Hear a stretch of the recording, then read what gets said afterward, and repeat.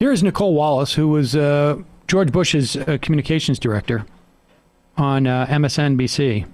Certainly spent some time messaging that war. Here is her response to Biden's speech, and let's hear it. 95% of the American people will agree with everything he just said. 95% of the press covering this White House will disagree. And for an American president to finally be completely aligned with such an overwhelming majority of what the American people think about Afghanistan is probably a tremendous relief to the American people. Great take. Well, I mean, I think that's, I do think that is, I think that's true. I think I'd like there to be a little bit more like reflection on the other part of that calculation that she made, which I think she's right. She's just she's passively analyzing it. You're right. But I think she's right about the 95% of the press will have an issue of it. And I think that we should maybe stop and marinate on that a little bit. With the objective press. Well, I mean, what she's saying there in terms of the White House press, why is that?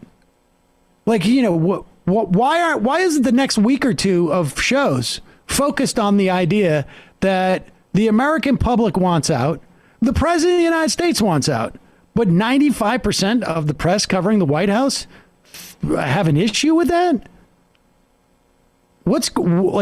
That to me seems like, we should have a couple of specials. Yeah, maybe that explains how we got into these sort of mess. Exactly. Maybe it's an indictment on how cable news in particular has covered wars of American empire since the origin of 24-hour cable news, or even back. It's not just cable news. Vietnam. Yeah. I mean, where's Judith Butler?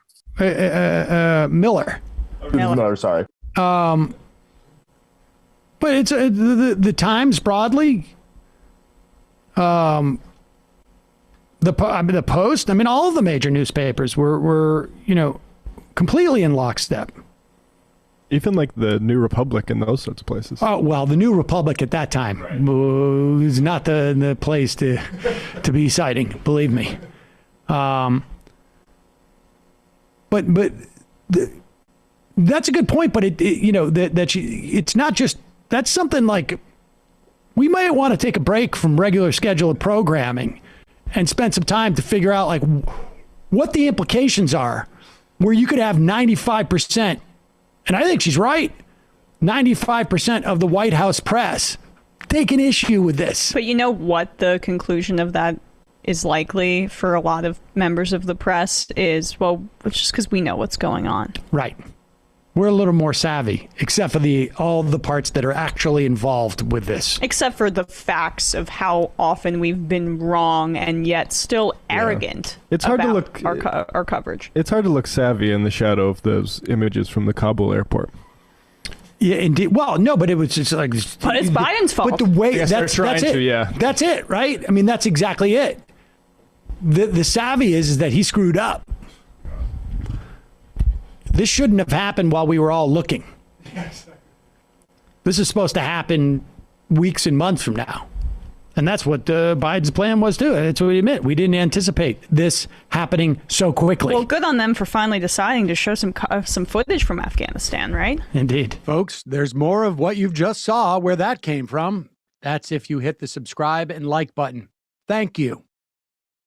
Really, thank you.